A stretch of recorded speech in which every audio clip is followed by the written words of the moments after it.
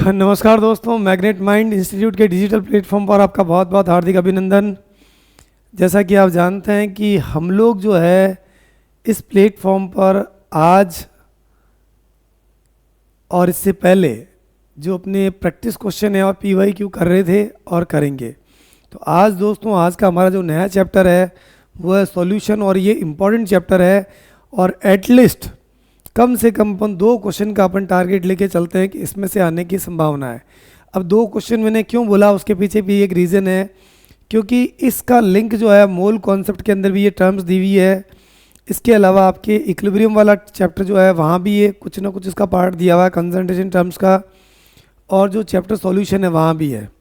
तो अब आप समझ गए होंगे कि इस चैप्टर के में से एक तो अपन कंसंट्रेशन टर्म का क्वेश्चन सोच सकते हैं, और दूसरा आपके दूसरे वाले पार्ट से। क्योंकि 45 क्वेश्चन अगर अपन बात करें मेडिकल के अंदर, तो 45 क्वेश्चन के अंदर हमें पता होना चाहिए कि हमारे पास ये जो चैप्टर है 12 चैप्टर जो है, जो 6 इनऑर्गेनिक फिजिकल के और 6 ऑर्गेनिक के, तो ये 12 चैप्टर ये मान लेते हैं। और 12 अगर भी वो माने तो आप समझ चुके हैं कि कम से कम 2 क्वेश्चन या एक क्वेश्चन अपन ज़्यादा भी मान सकते हैं, तो आने की संभावना है। तो दोस्तों, इस चैप्टर के अंदर हम लोग पढ़ने वाले हैं कि कैसे कैसे क्वेश्चन आते हैं, उनको कैसे सॉल्व आउट करते हैं, किस तरीके से अपन यहाँ पर इसमें महारत हासिल करेंगे। तो बिना समय गंवाए हम लोग बच्चों पढ़ते हैं आगे की तरफ। एक एक करके 1 बाय 1 क्वेश्चन करेंगे, और बहुत ही अच्छे क्वेश्चन इसके अंदर दिए हुए हैं। तो पहले अभ्यास के क्वेश्चन करेंगे, उसके बाद अपन बात करेंगे PYQ क्वेश्चन। चले भाई, तो देखिए क्वेश्चन क्या लिखा हुआ। पहला क्वेश्चन देखिए, पहला क्वेश्चन दिया हुआ दोस्तों, 8 ग्राम NaOH is dissolve in 1 litre of solution. अपने पास में क्या है, स्मॉल w, कितना दोस्तों 8 ग्राम, और ये कितने में घोला गया है 1 लीटर। वॉल्यूम कितना है 1 लीटर। तो पूछा है कि इसकी मोलरिटी कितनी होगी, ये क्वेश्चन है। तो अपन क्या कर सकते हैं दोस्तों, मोलरिटी निकालने के लिए फॉर्मूला आपको पता है, given mass upon molar weight into 1/V in litre. देखो, जो हिंदी मीडियम के स्टूडेंट इस वीडियो को देख रहे हैं, तो कुछ टर्म्स होती है बच्चों, उनको अगर आप याद कर लें इंग्लिश के अंदर तो बहुत आसान हो जाएगा। तो ये देखिए 8 ग्राम अपने पास में है, ये 8, और मोलर मास कितना हो जाएगा NaOH का 40 हो जाएगा। कैसे है 40, आपको पता ही है, इंटू 1/V। V कितना मेरे पास 1 लीटर है, तो 8 5 40, और ये आंसर कितना हो जाएगा भाई, ये आंसर आएगा 0.2 मोल पर लीटर। तो अब आप देखिए क्या ये आंसर अपने पास में दिया हुआ है क्या, आप कहेंगे यस सर। कौन से ऑप्शन में दोस्तों, 3rd ऑप्शन में। तो शुरुआत अपनी बहुत ही अच्छी और बहुत ही सिंपल से सवाल से, इस तरीके से अपन और भी सवाल करेंगे। क्वेश्चन नंबर 2 देखिए, 18 gram of glucose is present in 1000 gram of solvent. आपको ध्यान रखना क्वेश्चन की कैचिंग सही होनी चाहिए। अगर कैचिंग अपनी सही है तो आपका आंसर भी सही आएगा। तो स्मॉल w मेरा कितना है दोस्तों 18 ग्राम है, और कैपिटल W मतलब मास ऑफ सॉल्वेंट ये कितना है 1000 ग्राम है। और क्या पूछा गया है कि बताओ इसकी मोलैलिटी निकाल लेते हैं। तो मोलैलिटी, क्योंकि वो अपने को इसमें डेंसिटी नहीं दी हुई है, तो बेहतर है अपन इसकी मोलैलिटी निकालते हैं। तो मोलैलिटी का फॉर्मूला क्या होता है, given mass molar weight into 1000 upon capital W मतलब मास ऑफ सॉल्वेंट। तो यहाँ देखेंगे अपन दोस्तों कितना मास दिया हुआ है 18 है, ये 180 है, इंटू 1000 अपॉन कैपिटल W कितना दिया भाई, मास ऑफ सॉल्वेंट कितना दिया हुआ है 1000 ग्राम दिया हुआ है। ये सॉल्व आउट करेंगे आप, तो ये आंसर आएगा, सॉरी ये तो रहेगा, ये 18/1/10, तो ये 10 आ जाएगा, और ये आप क्या आएगा 0.1 मोलल। क्या आएगा भाई, मोलर नहीं आएगा, ये क्या आएगा मोलल आएगा। तो मोलल के हिसाब से आंसर अपना कौन सा है 4th दिया हुआ है। तो आप देखिए यहाँ मोलर है, मोलर है, मोलर है, लेकिन एक में क्या दिया होता है मोलल। तो मोस्टली केमिस्ट्री के अंदर ये ध्यान रखना है कि भाई ये मास दिया हुआ है, तो इसका मतलब इसने मोलैलिटी पूछी है।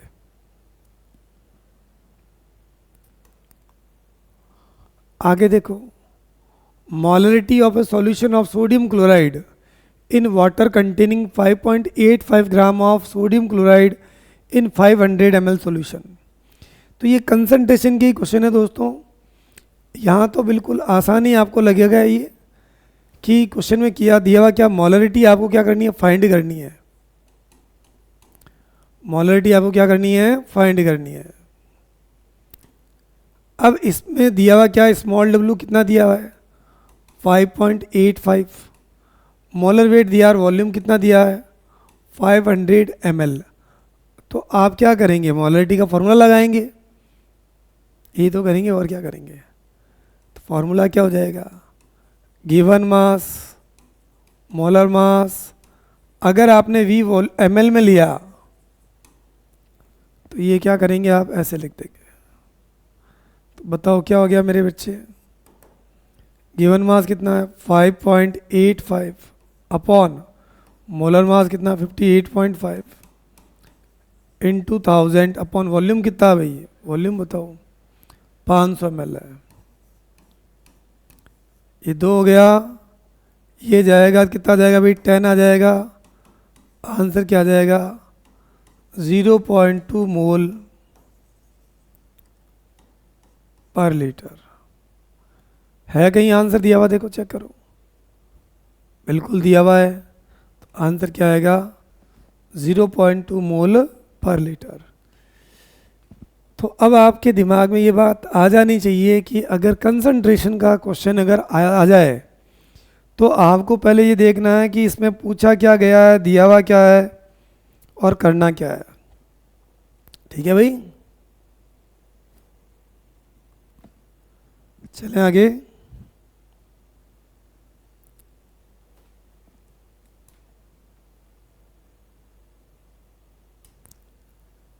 ये 3 नंबर हो गया।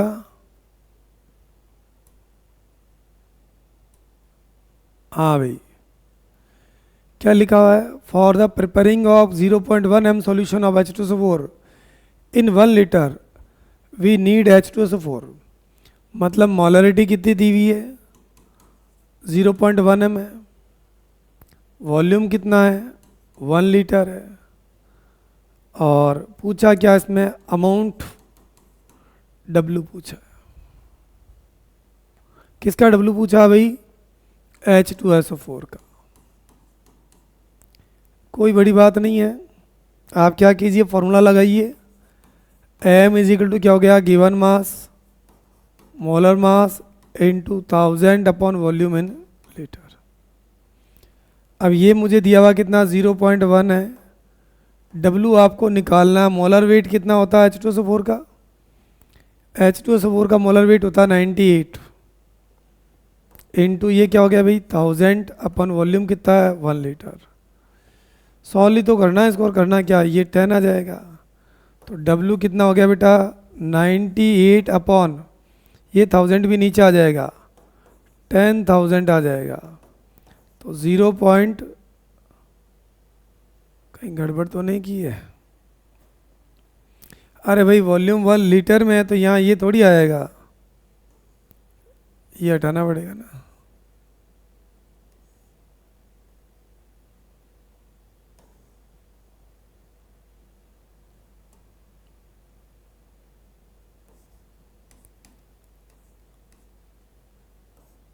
आओ, तो यहाँ देखिए दोस्तों, ये जो चीज़ आपकी दी हुई है इसी को सॉल्व करना था।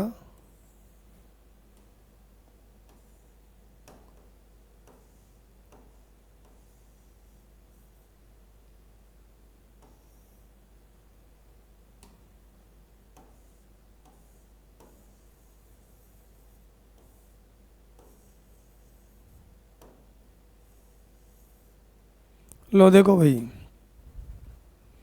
ये आपको पता चल गया। तो W कितना हो जाएगा 98/10, 9.8 ग्राम पर लीटर। तो क्या इसमें कहीं आंसर दिया हुआ है क्या, 9.8 आंसर अपना हो जाएगा। तो ये किस में दिया है, 4th में दिया है। तो कहने का अर्थ ये है कि देखो अभी हम भी अगर अलर्ट नहीं होते हैं तो कभी कभार फ्लो के अंदर यहाँ लीटर होता तो ml होता तो 1000 आता, ये लीटर में दिया अपने को। ठीक है भाई, तो इस तरीके से कोई भी सवाल के लिए अपने को अलर्ट रहना पड़ेगा। देखो बच्चों, ये थोड़े तीनों क्वेश्चन एक साथ है, लेकिन इनको अपन कर लेते हैं। क्या दिया है, पहला देखो, mole fraction of glycerine in a solution of 30 gram of water and 46 gram of glycerin is। Mole fraction इसमें पूछी है दोस्तों। क्या पूछा है इसमें, मोल फ्रैक्शन ऑफ किसकी निकालनी है, ग्लिसरीन की आपको निकालनी है। अब जो ग्लिसरीन का अमाउंट दिया वो कितना दिया है, 46 ग्राम, और वाटर का अमाउंट कितना दिया है, 36 ग्राम। अब मोल फ्रैक्शन निकालने का तरीका क्या है, मोल डिवाइड बाय टोटल मोल।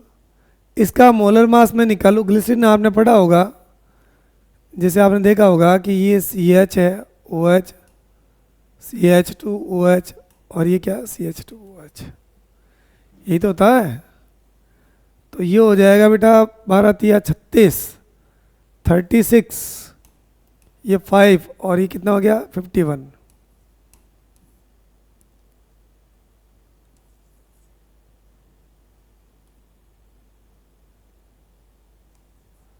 $92 हो गया। तो ये मोलर मास आपको निकालना ना चाहिए, फिर काम हो जाएगा। तो मोल ऑफ ग्लिसरीन कितना हो जाएगा, 46 तो दिया हुआ अमाउंट 92 मास है। मोल ऑफ वाटर क्या हो जाएगा, 36/18। इसके 2 मोल हो जाएंगे, और इसके भी कितने हो जाएंगे, 2 मोल। अगर दोनों के मोल निकल गए बेटा, तो मोल फ्रैक्शन अपन निकाल सकते हैं। तो मोल फ्रैक्शन ऑफ ग्लिसरीन क्या हो जाएगा, mole of glycerine upon mole of glycerine plus mole of water.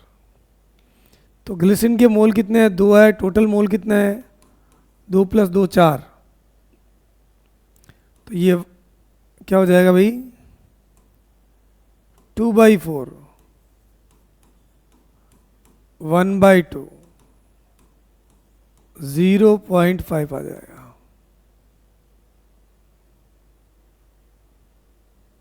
क्या हो गया, नहीं आ रहा है। 46 ग्राम ऑफ ग्लिसरीन,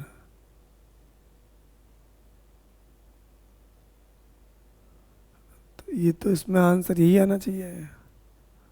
कहाँ, अच्छा 0.5 आना चाहिए, क्योंकि इसमें डिफरेंस बहुत ज़्यादा दिया हुआ दोस्तों।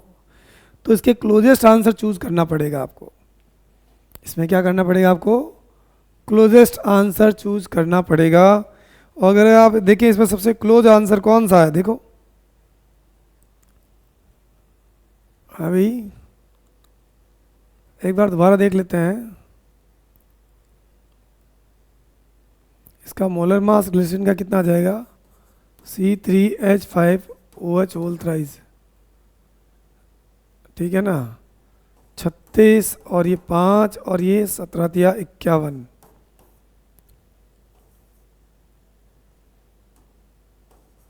$92 सही है ना भाई। Glycerine in a solution of 36 gram of water, 18 दूना 36 सही है। ये आपके हो जाएगा 46 अमाउंट दिया हुआ इसका। चेक करें कहीं गड़बड़ तो ना हो जाए, है ना भाई, सही है। 4.6 नहीं है, ये 46 ही है। तो इसके हिसाब से इसके मोल कितने हो गए, 2, और ये कितने हो गए भाई, 2 और 2 4 हो गए। तो टोटल मोल आपके इसके मोल जिसका निकालना है, ग्लिसरीन की निकालना है, ग्लिसरीन के मोल हो गए, टोटल मोल कितने हो जाएंगे, 4 हो जाएंगे। ठीक है, तो कोई ज़्यादा बड़ी बात नहीं थी इसके अंदर। तो ये तो क्या क्रॉस वेरीफाई करने के हिसाब से मैंने आपको चेक करके बताया है। तो यहाँ आपके आंसर कौन सा रहेगा, इसका नियरेस्ट आंसर 0.46 के हिसाब से ये आंसर रहेगा। अगला देखिए, 1000 gram aqua solution of calcium carbonate contains 10 gram of calcium carbonate. Concentration of the solution is what? तो देखो दोस्तों 6 नंबर का सॉल्यूशन करते हैं अपन। ये 1000 gram of aqueous solution of calcium carbonate, 10 gram of calcium, तो इसकी आपको सॉल्यूशन निकालनी है, कंसंट्रेशन निकालनी है पीपीएम में। तो पीपीएम में निकालने का फॉर्मूला क्या होता है कि इसमें सॉल्यूट का अमाउंट कितना है 10 ग्राम, सॉल्यूशन का अमाउंट कितना है 1000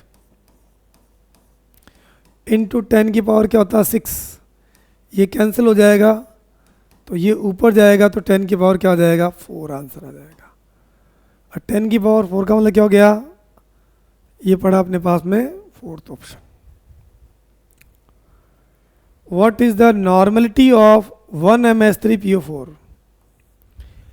अगर आपके पास H3PO4 दिया हुआ है और इसने कहा कि भाई बताओ इसकी मुझे क्या निकालनी है, नॉर्मलिटी निकालनी है, तो क्या तरीका भाई नॉर्मलिटी निकालने का? नॉर्मलिटी निकालने का तरीका दोस्तों वैलेंसी फैक्टर इनटू मोलरिटी।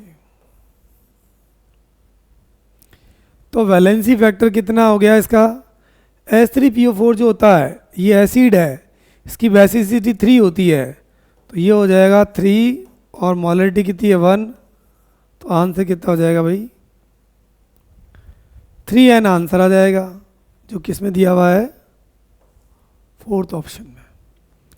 तो कहने का अर्थ ये हो गया बच्चों कि क्वेश्चन कोई भी हो, आपको दिया हुआ क्या है, उसका पैटर्न क्या है, अगर ये सब पता है तो गलत होने की संभावना बहुत कम हो जाती है।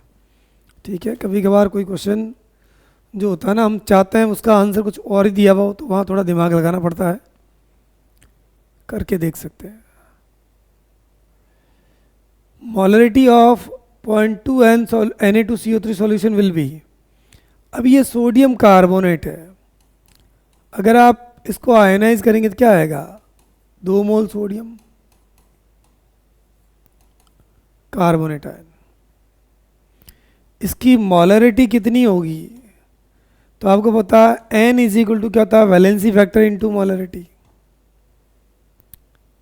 अगर ये फॉर्मूला अपने को पता है तो मैं क्या कर सकता हूँ, इसने क्या पूछा मोलरिटी पूछी है, तो m इज इक्वल टू क्या हो जाएगा n divide by VF।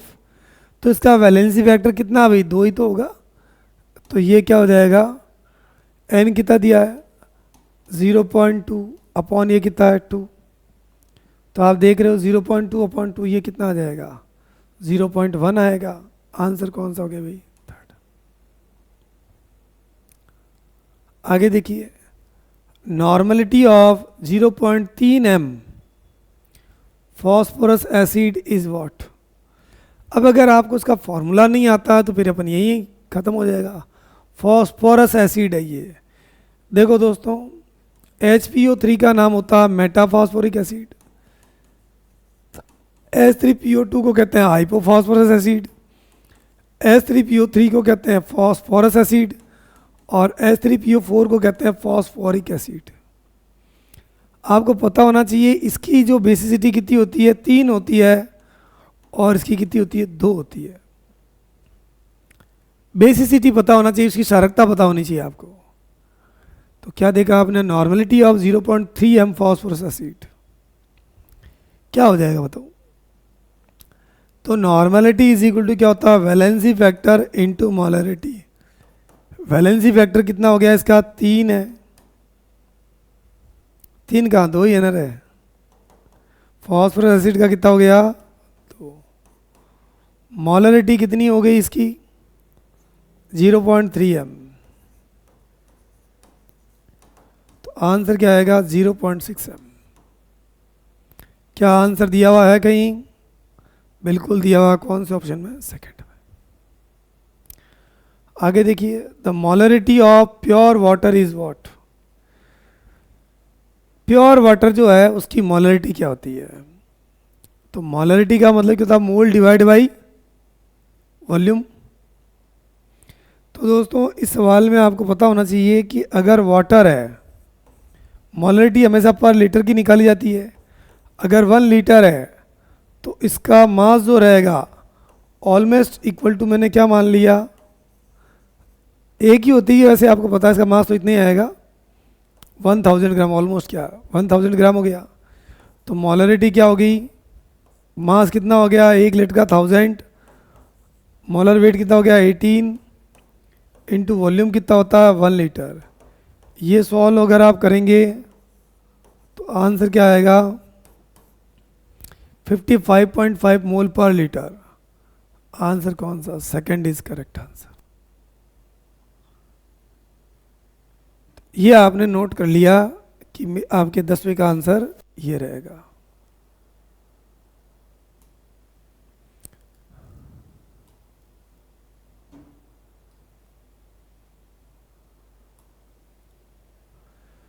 Molarity of 720 gram of pure water. देखो दोस्तों, पानी कितना ही हो, अच्छा 1 ग्राम हो, 2 ग्राम हो, 10 ग्राम हो, 100 ग्राम हो, 720 ग्राम ऑफ प्योर वाटर, ये मोल पर लीटर निकल जाता है। अच्छा, पानी की मात्रा आपके पास कितनी कम ज़्यादा कर दें, मोलरिटी पर क्या असर पड़ेगा। भाई पानी आपने, मैंने ये क्या दिया 50 ग्राम ले लिया, 100 ग्राम ले लिया, कुछ भी ले लिया, आपको इस बात का पता होना चाहिए दोस्तों कि यहाँ पर आपके मोलरिटी में कोई चेंज नहीं आएगा। तो इसके हिसाब से आपका आंसर क्या रहेगा, थर्ड रहेगा। चले भाई आगे, क्या दिया है 12 number question. Equal weight of NaCl and KCl are dissolved separately in the equal volume of the solution, then the molarity of the two solution will be। अब देखो, मान लेते हैं एक तो अपने पास में क्या है NaCl है और दूसरा कौन सा है KCl है। इसका अमाउंट मान लेते हैं x ग्राम, इक्वल अमाउंट है तो ये भी क्या हो गया x ग्राम, इक्वल वॉल्यूम, ये भी V लीटर है और ये भी क्या है V लीटर है। तो अब ये पूछा गया है कि बताओ भाई इसके अंदर molarity of the two solution will be, क्या हो जाएगा। अब ये पूछ रही है बराबरी रहेगी या कम ज़्यादा हो जाएगी, क्या कुछ भी। तो एक्चुअल में इस solution that of NaCl will be more than that of KCl, किसकी मोलरिटी ज़्यादा रहेगी। देखो एक्चुअल में कहते हैं कि जब इक्वल वॉल्यूम मिलाया जाता है तो कंसंट्रेशन क्या हो जाती है, आधी हो जाती है। अगर मैं इसके बारे में बात करूं, ये आपको पता है इसका मोलर मास कितना है 58.5, और इसका अगर अपन बात करें तो ये आपके हो जाएगा 40 लेके चलोगे तो आप ये 40 और 35.5, ये एक्चुअल में 74.5 मान लेते हैं। तो पूछा है कि the two solution will be, नई मोलरिटी क्या हो जाएगी। वैसे तो तरीका क्या है अपने पास में, दो टाइप के सॉल्यूशन मिलाए तो इसमें क्या होता है M1V1 प्लस M2V2, ये क्या हो गया M3V3। अब ये पूछा गया कि किसकी ज़्यादा होगी किसकी कम, ये तो यही पूछना चाहता है। ये कह रहा है कि NaCl की आधी हो जाएगी KCl से वगैरह वगैरह, ये ज़्यादा होगी, that of NaCl will be less than, ये यही पूछा है किसकी ज़्यादा होगी। ये तो अपने को निकालने के लिए नहीं पूछा है, ज़्यादा किसकी होगी और कम किसकी होगी, वॉल्यूम तो इक्वल है तो कंसंट्रेशन आधी हो जाएगी। लेकिन यहाँ मोलर मास जो है ना भाई x अपॉन ये 58.5 से डिवाइड होगा, मान लीजिए वॉल्यूम आपकी क्या हो जाएगा, आधा हो गया, डबल हो जाएगा ना वॉल्यूम दोनों का। ये इसकी हो गई और इसकी अगर आप निकालोगे तो x अपॉन 74.5। तो अब आप देख रहे हैं कि किसकी ज़्यादा है किसकी कम है, 2v का मतलब यहाँ पर है ना भाई। तो देखो यहाँ 58.5 से डिवाइड हो रहा है और यहाँ 74.5 से डिवाइड हो रहा है। तो यहाँ पर आपने क्या बोला भाई, यहाँ पर ये वैल्यू कम डिवाइड हो रही थी, ये वैल्यू क्या आएगी ज़्यादा, और ये ज़्यादा तो ये वैल्यू क्या आएगी कम। तो आंसर कौन सा लगा दो? Third is your correct answer.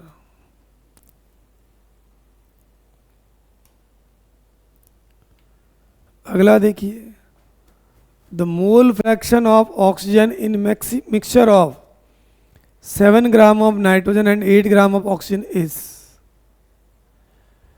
देखो दोस्तों, मोल फ्रैक्शन निकालनी है तो मोल फ्रैक्शन का फॉर्मूला पता होना चाहिए आपको, और हम यही कोशिश कर रहे हैं कि हर क्वेश्चन के साथ जो भी छोटे बड़े कॉन्सेप्ट है आपको बताया जाए। तो मोल फ्रैक्शन ऑफ ऑक्सीजन आपको निकालनी है, ऑक्सीजन की मोल भी निकालनी है।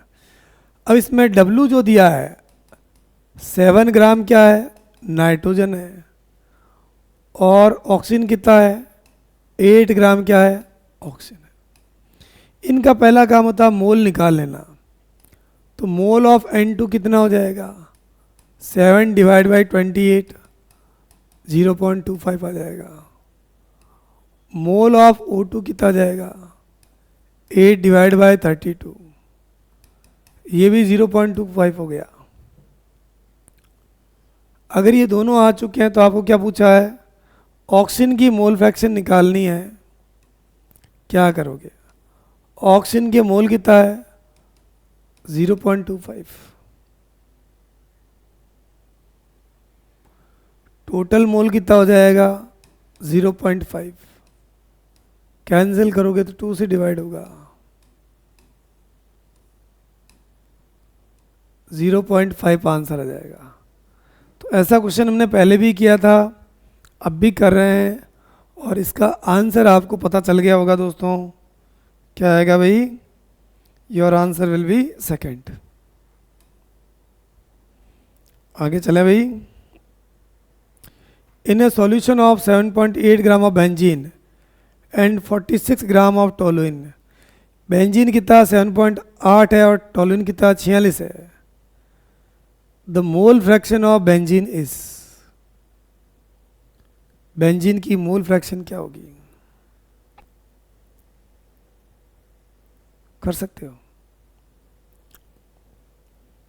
कैसे करेंगी, मोल फ्रैक्शन ऑफ बेंजीन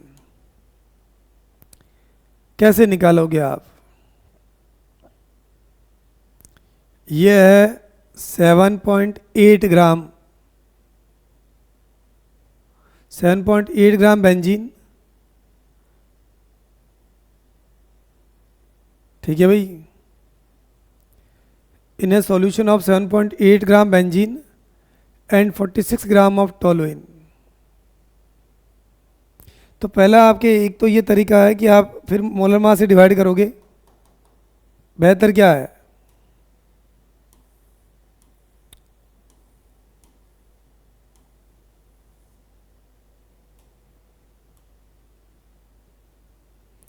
मैं क्या करूँगा इसमें, ये स्मॉल w बेंजीन जो दिया हुआ है 7.8, इसका मोलर मास कितना था 78, ये बेंजीन का आपके क्या आ गया, मोल निकाल लिया मैंने, बेंजीन का मैंने क्या निकाल लिया भाई, ये मोल। एन ऑफ बेंजीन, और क्या दिया है 46 ग्राम ऑफ टोलुइन, तो टोलुइन के कितना आएगा 46, और टोलुइन का मोलर मास कितना हो जाएगा बताओ। ये टोलुइन का जो होता है तो ये हो जाएगा आपके पास 78 की जगह ये हो जाएगा 77, और ये हो गया 3, और ये हो जाएगा 12, 92 मोलर मास हुआ, 92, 0.5, ये टोलुइन के मोल हो गए। The mole fraction of benzene, benzene की मोल फ्रैक्शन कैसे निकालोगे, 0.1 अपॉन 0.1 प्लस 0.5, 0.1 अपॉन 0.6, ये कैंसिल हो जाएगा। अच्छा, कैंसिल करने की ज़रूरत ही नहीं है, आंसर दिया हुआ है अपने को, सॉल्व पूरा डेसिमल में लाना ही नहीं है, 1/6। आगे देखिए, an x molal solution of compound in benzene as the mole fraction of solute equal to 0.2, the value of x is what?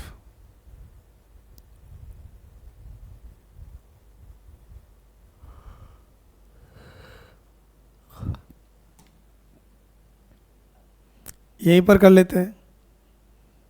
X molar solution of compound in benzene as the mole fraction of solute. The value of X is what? Molality निकालनी है आपको, तो molality कैसे निकालेंगे? X molal solution है इसका, benzene का, इसमें मोल फ्रैक्शन ऑफ सॉल्यूट, सॉल्यूट की मोल फ्रैक्शन कितनी दी हुई है? 0.2 दी हुई है। The value of X is what? ये इसको करना पड़ेगा भाई अपने को। तो आपको बता देता हूँ, पहले एक रिलेशन, जो मोलैलिटी और मोल फ्रैक्शन का क्या रिलेशन होता है, ये आपको पता, मोल of solute upon weight of solvent. अगर ये ग्राम में है तो ये क्या कर लेते हैं? 1000।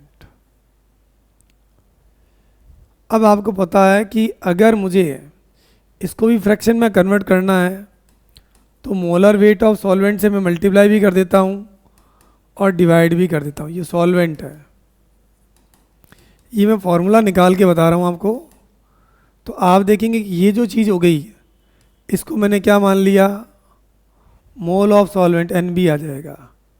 तो M इज इक्वल टू क्या आ गया? ये आ गया Na into 1000 upon NB into molar weight of solvent. लेकिन आपको तो मोल फ्रैक्शन में चाहिए ये, तो मैं क्या करता हूँ, इसको Na प्लस NB से मल्टीप्लाई भी कर देता हूँ और Na प्लस NB से डिवाइड भी कर देता हूँ।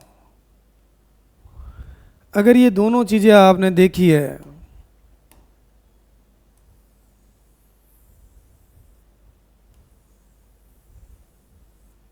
तो आप निकाल सकते हो।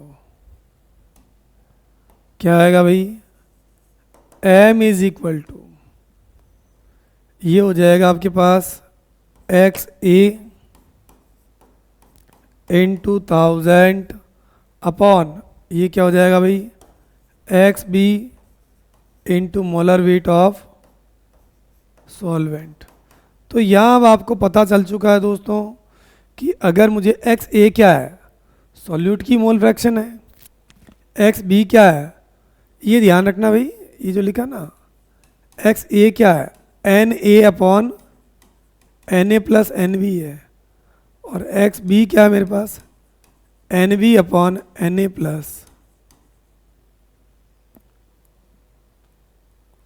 अब इस क्वेश्चन में आइए, सॉल्यूट की मोल फ्रैक्शन कितनी दी है? 0.2 दी हुई है, और मोलैलिटी निकालनी है आपको। ये कितना दिया हुआ है?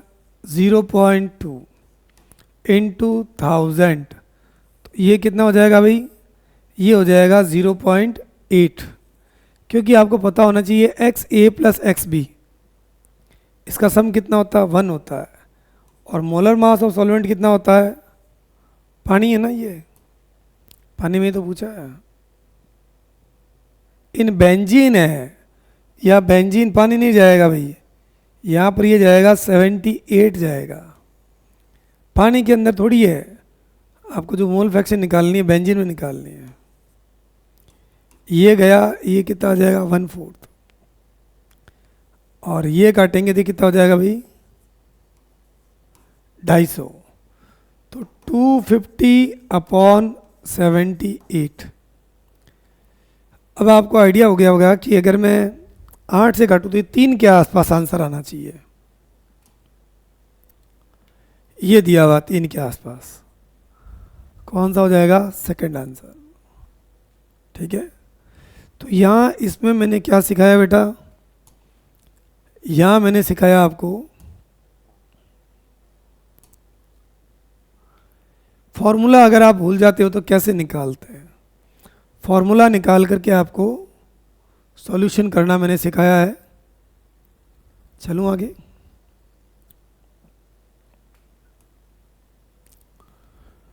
अगला देखिए, 500 gram toothpaste sample has 0.2 gram fluoride. मतलब 500 ग्राम मेरे पास टूथपेस्ट का एक सैंपल है जिसमें क्या दिया हुआ, 0.02 ग्राम दिया हुआ है। ठीक है भाई, और क्या पूछा है इसके अंदर, इसमें यही पूछा है concentration of fluoride ion in term of ppm. क्या निकालनी है इसमें, ये निकालनी है भाई, निकाल लेंगे। तो पीपीएम में अगर आपको कंसंट्रेशन निकालनी होती है, क्या फॉर्मूला बताओ, ये सॉल्यूट का अमाउंट अपॉन सॉल्यूशन इंटू 10⁶। अब ये दिया हुआ कितना है, 0.02 ग्राम। टोटल सॉल्यूशन कितना है, 500 ग्राम है, इंटू 10 की पावर क्या हो गया, 6। देखो ये कितनी बार चला जाएगा, 250 बार। तो अब आप देखिए, ये हो जाएगा, ये ऊपर जाएगा 10,000 हो जाएगा, और ये कितना 250, 40 आना चाहिए। ये 0 बच गया तो आंसर कौन सा जाएगा, 40। तो देखो दोस्तों, कंसंट्रेशन के क्वेश्चन है, डरने की घबराने की कोई आवश्यकता नहीं है। मैं भी गलत कर सकता हूँ अगर मैं ध्यान नहीं दूँ, है ना भाई, ध्यान देना बहुत ज़रूरी है। अगला देखो, normality of 10 ml of 20 VH2O2। मेरे पास H2O2 दिया हुआ है और इसका 20 V दिया हुआ है भाई। अब ये आपको थोड़ा सा सीखना पड़ेगा, अगर ये सीख लिया तो आंसर आपका क्या आएगा, सही आएगा, वरना नहीं आएगा। ये 20 VH2O2 का मतलब मैं बताता हूँ। H2O2 को जब अपन डिकम्पोज करते हैं तो ये ऑक्सीजन रिलीज करता है। इस ऑक्सीजन का जो एनटीपी पर वॉल्यूम होता है, एनटीपी पर वॉल्यूम, उसको हम लोग क्या कहते हैं, वॉल्यूम स्ट्रेंथ कहते हैं। और किसे दर्शाते हैं, वी से दर्शाते हैं। अब इसको एक फॉर्मूला है, ध्यान रखना कि वॉल्यूम स्ट्रेंथ जो होता है 11.2 इंटू मोलरिटी, और जब नॉर्मलिटी के टर्म में निकालते हैं 5.6 इंटू नॉर्मलिटी।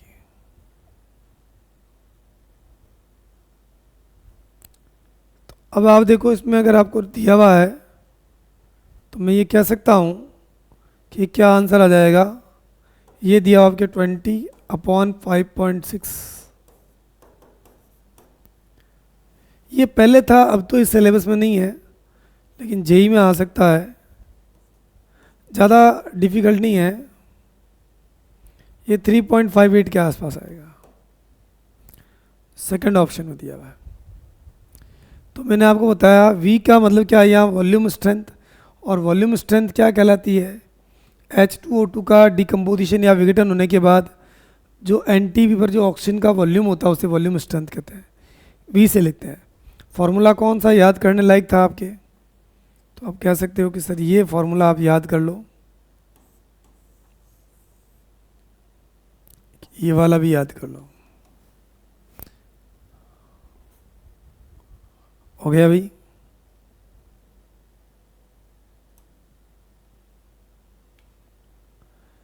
अब वापस उसी टाइप के क्वेश्चन आ रहे हैं अपने को, और ये क्वेश्चन जो है आपके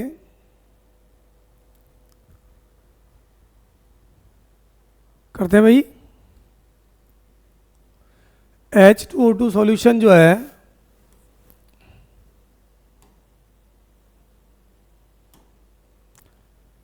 ये वैसे तो आपको पता है कि ये एक ब्लीचिंग रिएजेंट के तौर पर, और इसका जो सॉल्यूशन जो होता है पर हाइड्रोल के तौर पर, एंटीसेप्टिक के तौर पर भी यूज़ होता है। H2O2 का सॉल्यूशन है और ये ब्लीचिंग इज सोल्ड है solution of approximately 5 gram H2O2 पर 100 ml। 100 ml के अंदर ये कितना 5 ग्राम है। और मॉलिक्यूलर मास जो देर का H2O2 का कितना दिया 34 दिया हुआ है। तो molarity of this solution is, मुझे H2O2 की क्या निकालनी है, मोलरिटी निकालनी है।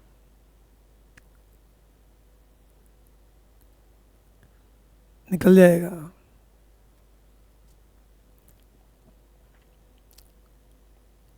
अप्रोक्सीमेटली पूछिए, तो मोलरिटी का फॉर्मूला क्या हो गया, given mass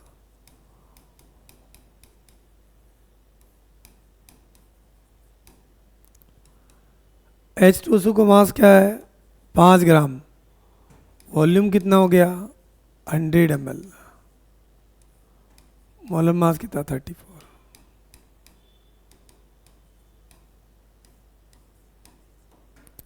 50/34।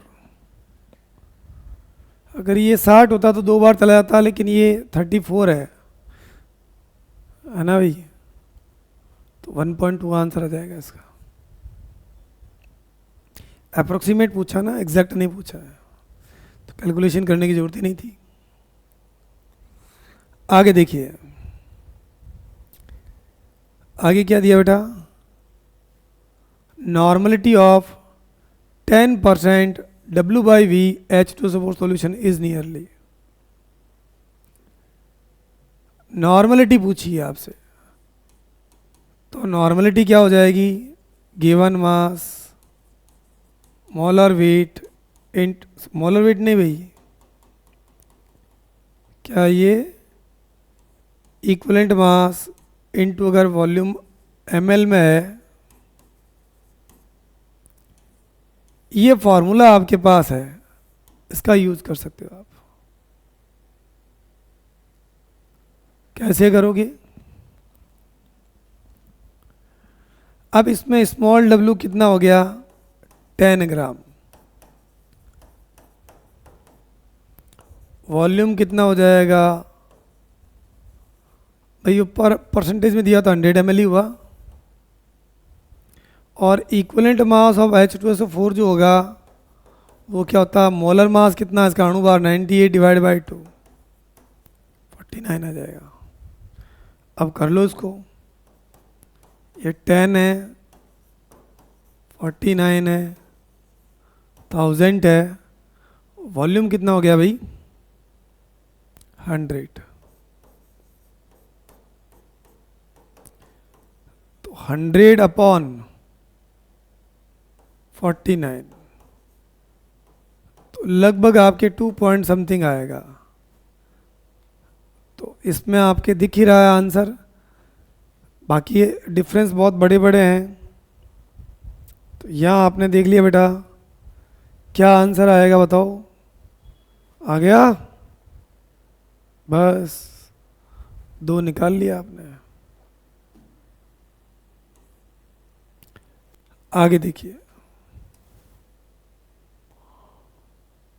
what volume of 0.1 NaHNO3 solution can be prepared from 6.3 gram of HNO3। Volume निकालना है, नॉर्मलिटी दी हुई है, कितनी दी हुई है, ये दी है 0.1 N HNO3, स्मॉल w कितना है 6.3 ग्राम है।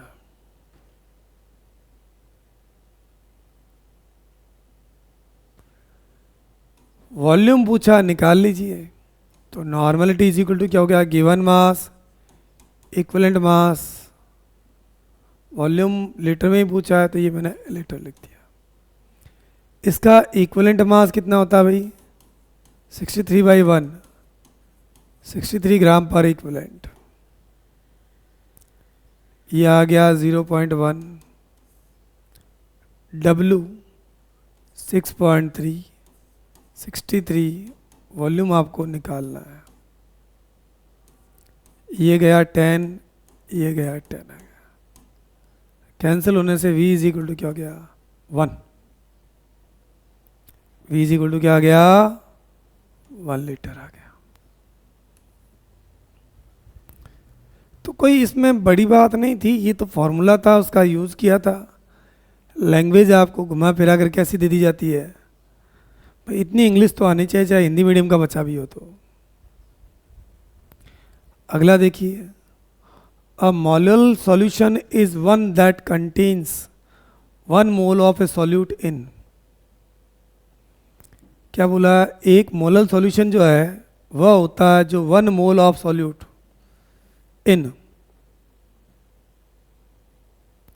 A molar solution is one that contains 1 mole of a solute in, जो 1 मोल सॉल्यूट को रखता है।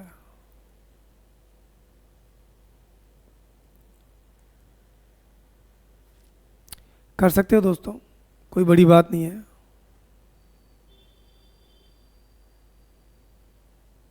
करें। A molar solution is one that contains 1 mole of a solute in. Molality की डेफिनेशन पूछिए इसमें, अगर 1 मोल 1000 ग्राम ऑफ सॉल्वेंट में होता उसी को तो 1 मोलल सॉल्यूशन कहते हैं। तो क्या आंसर आ जाएगा 1000 ग्राम ऑफ सॉल्वेंट। ये वॉल्यूम नहीं लिया जाता उसमें, मास ऑफ सॉल्वेंट लेते हैं। देखो भाई एक बात और ध्यान रखना, कई बार क्या होता है बच्चा कहता है कि सर आज इतना ढीले कैसे हो। देखिए ढीला और टाइट ये दोनों अलग अलग चीज़ें हैं। मतलब कई बार क्या होता है कि हेल्थ इश्यू भी होता है, तो वो एनर्जी लेवल जिसकी आप एक्सपेक्ट करते हो नहीं आ पाता है, लेकिन आपके नॉलेज में कोई कमी नहीं रहेगी। ठीक है, कभी कभार कॉपरेट भी कर सकते हैं आप, वैसे करने की ज़रूरत नहीं है लेकिन फिर भी मैं बता रहा हूँ। चलिए भाई, which of the following statement is true. True statement कौन सा है। पहला क्या दिया है, molarity is the number of moles of solute.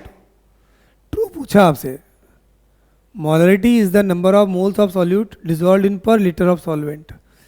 भाई मोलरिटी तो पर लीटर ऑफ सॉल्यूशन होती है, सॉल्वेंट थोड़ी होती है।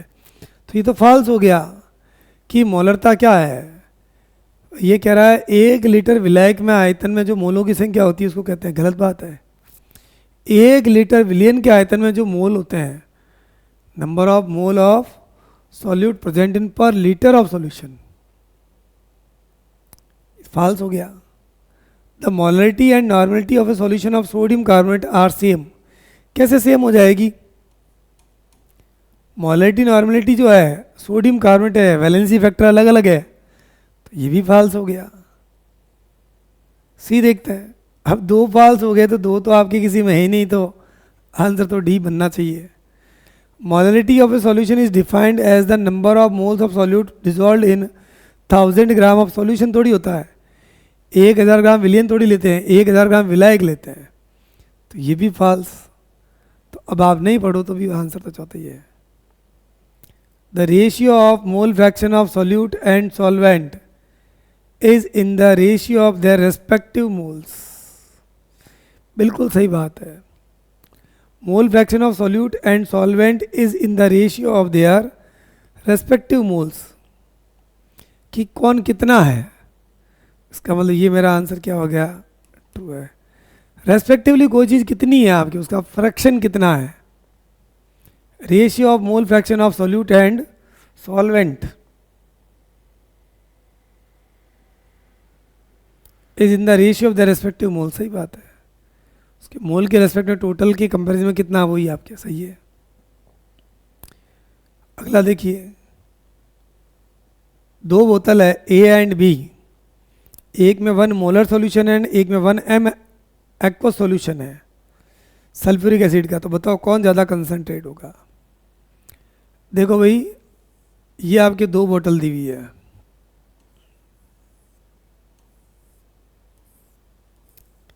इसके ऊपर लिखा 1 MH2SO4,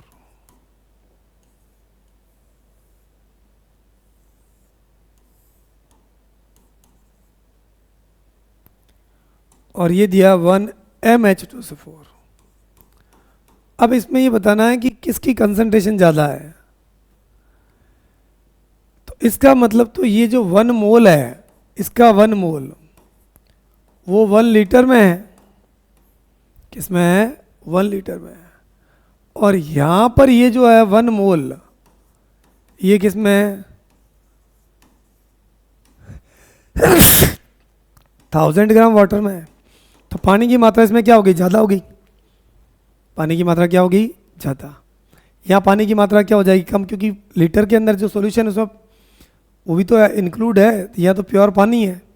तो पानी की मात्रा यहाँ ज़्यादा और यहाँ पर आपको करेंगे तो ये क्या थोड़ी कम हो जाएगी। ठीक है भाई। तो क्या सीखे आप? यहाँ पर आपके ये कंसंट्रेट क्या होगा? कम होगा, और ये कंसंट्रेटेड क्या होगा? ज़्यादा होगा। तो A is more concentrated than B। मतलब A की जो सांद्रता होगी वो B की कंपैरिजन में क्या हो जाएगी दोस्तों? पता चल गया आपको? क्या हो जाएगी? बताओ बताओ। ज़्यादा हो जाएगी देन B। हो गया क्लियर? 23 का आंसर मेरा कौन सा हो गया? ए, फर्स्ट। अगला देखो भाई, molar concentration of solution in water is, molar concentration of solution in water always equal to normality more than molarity of the solution। पानी के अंदर पूछा है कि मोलर कंसंट्रेशन जो है भाई उसके बारे में क्या कहना चाहेंगे आप? तो आपको पता होना चाहिए। क्या करेंगे आप बताओ?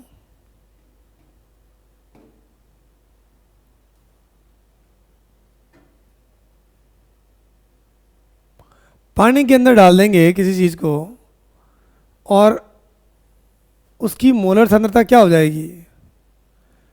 अगर पानी कहने मतलब हो गया कि इसमें एक्स्ट्रा पानी मिला रहे हैं अपन। भाई मान लो कोई सॉल्यूशन था, इसकी सांद्रता कितनी थी? 1 m थी। अब आपने क्या किया? उसको और पानी मिला दिया इसके अंदर, ये 1 m डाल दिया आपने, पानी और आ गया, तो क्या हो जाएगा बताओ? अब ये कंसंट्रेशन घटेगी या बढ़ेगी? घटेगी। Less than the molarity of the solution. पहले जो आपकी इसकी कंसंट्रेशन जो थी, सांद्रता जो थी, पानी डाल दिया तो ये क्या हो जाएगी? कम हो जाएगी। Fourth is correct. आगे देखो, द मोलरिटी ऑफ 98% W/W। अब देखो दोस्तों, ये जो सवाल होते हैं इस टाइप के, इनको ढंग से करना पड़ता है। अगर ढंग से नहीं किया तो सॉरी भाई, गलत हो जाएगा। क्या करूं बताओ? ये दिया है, ये दिया ना H2, इसका मतलब पता होना चाहिए। 98% small w by capital W। इसका मतलब स्मॉल w कितना है? 98 ग्राम। और ये कैपिटल W का मतलब क्या हो गया? मास ऑफ सॉल्यूशन।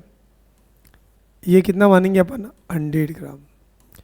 ये आपको पता होना चाहिए, मास ऑफ सॉल्यूशन। और mass of solution is equal to क्या होता है पता है? Volume into density.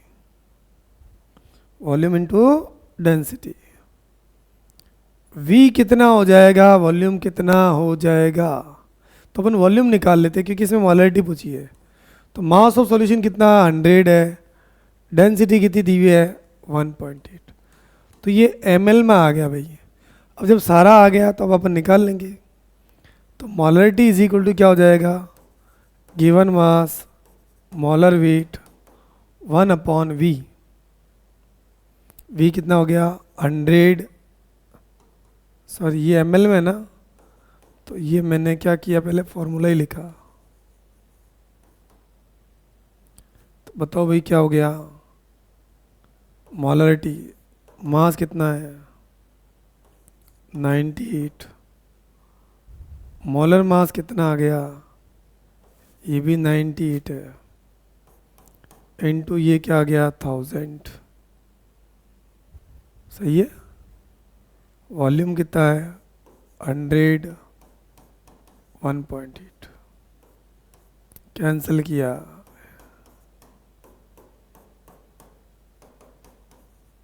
18 आंसर आएगा। 18m is the correct answer. ठीक है,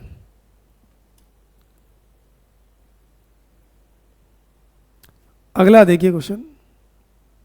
Henry's law constant for the dissolution of methane in benzene at 298 Kelvin is this, then the solubility of methane in benzene at 298 Kelvin under the 760 mm of Hg। देखो दोस्तों, ऐसे सवाल के लिए आपको theory वाला पार्ट आना चाहिए। अगर थ्योरी वाला पार्ट अगर आपका क्लियर है तो ऑब्वियसली ये क्वेश्चन भी आपका क्या होगा, क्लियर होगा। पहले एक बात देख लेते हैं, Henry law constant for the dissolution of methane. आप कर क्या रहे हैं, आप ये कर रहे हैं कि ये बेंजीन लिया हुआ आपके, इसके अंदर क्या डाल रहे हैं आप, मीथेन। अब इसका जो हेनरी कांस्टेंट की वैल्यू दी हुई है कितनी है, 2 × 10⁵, ये mmHg में दी हुई है।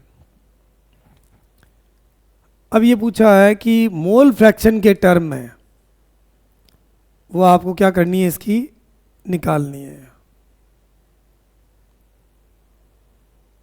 तो आपको पता प्रेशर कितना दिया हुआ है, 760 mmHg। तो इसमें क्या होता है दोस्तों, एक फार्मूला आपका हेनरी लॉ का, वो ये है कि हाँ भाई, ये होता है प्रेशर ऑफ गैस जो होता है उसकी मोल फ्रैक्शन पर डिपेंड करता है। ये हटा देते हैं तो कांस्टेंट लगता है KH × x ऑफ गैस। तो x ऑफ गैस कैसे निकालेंगे, प्रेशर ऑफ गैस मेरे पास कितना दिया हुआ है, 760। KH की वैल्यू कितनी दी हुई है, ये दी हुई है 2 × 10⁵। बस हो गया, सॉल्व कीजिए। ये हो जाएगा 380 × 10⁻⁻5 या 3.8 × 10⁻⁻3। देखो कि आंसर मिल रहा है क्या ऐसा। तो ये हेनरी लॉ पर बेस्ड क्वेश्चन था दोस्तों, आप कर सकते हो और आपको मैंने तरीका बता दिया। बिल्कुल आप बोर्ड पर स्क्रीनशॉट भी ले सकते हो, कुछ भी कर सकते हो। चलें भी आगे, अगला देखिए। कौन सी गैस जो है वो हेनरी लॉ को फॉलो नहीं करती है। हेनरी लॉ को कौन फॉलो करेगी और कौन नहीं करेगी, ये कैसे डिसाइड होता है, ये हेनरी लॉ के लिमिटेशन से पता चलता है कि जो गैसें आयोनाइज हो जाती है, डिसोशिएट हो जाती है, या जिस सॉल्वेंट में घोलते हैं उसके साथ रिएक्शन कर लेती है, तो उनके लिए हेनरी लॉज एप्लीकेबल नहीं होता है। तो एक्चुअली में दोस्तों ये HCl अगर आपके गैसियस फॉर्म में है तो आपने देखा होगा, अगर यहाँ ये ऑप्शन होता तो आयोनाइज हो जाती है और वहाँ पर आपके हेनरी लॉ एप्लीकेबल नहीं होता है। अगर कोई गैस है, आपने घोला पानी के अंदर और उसने पानी के साथ में क्या कर लिया, रिएक्शन कर लिया, तो क्या बना लिया इसने, NH4OH। तो कहने का अर्थ ये हो गया कि जो रिएक्शन कर लेगा तो वहाँ प्रेशर का अपन इफेक्ट कैसे समझा पाएंगे, नहीं समझा सकते। तो इसका आंसर क्या रहेगा, 27 का फर्स्ट आंसर। तो दोस्तों हम लोग 1 बाय 1 टॉपिक भी पढ़ रहे हैं, क्वेश्चन भी बता रहे हैं, और जो छोटे मोटे ऐसे कोई फॉर्मूले होते हैं हो सकता है आपको याद हो, और अगर याद नहीं है तो उनको आप याद कर लें तो आपके लिए एडिशनल बेनिफिट। वैसे मुझे पता आपको याद होगा क्वेश्चन करने का पैटर्न। एक बात और ध्यान रखिए, यहाँ देखिए ये आपको मैंने लिखा mmHg लिखा, ये mmHg लिखा। अगर ये यूनिट आपके अलग अलग है तो फिर आपके ये क्वेश्चन परेशानी बन जाएगा। सेम यूनिट था तो थोड़ा इजी हो गया। अभी अपन देखेंगे कई क्वेश्चन ऐसे हैं जिसमें कि ये अलग अलग तरीके से आएगा। ठीक है दोस्तों, तो इस सेशन इस लेक्चर में यहाँ तक ही। अगले सेशन के अंदर फिर इससे आगे क्वेश्चन करेंगे, लगभग इसी के करेंगे, PYQ करेंगे। तो आप बने रहिए हमारे साथ, जुड़े रहिए, पढ़ते रहिए। हो सकता है इस सेशन के अंदर थोड़ा आपको इजी लगा हो, लेकिन जैसे जैसे आगे बढ़ेंगे क्वेश्चन का लेवल क्या होता जाएगा, इंक्रीज होता जाएगा। ठीक है दोस्तों, थैंक यू।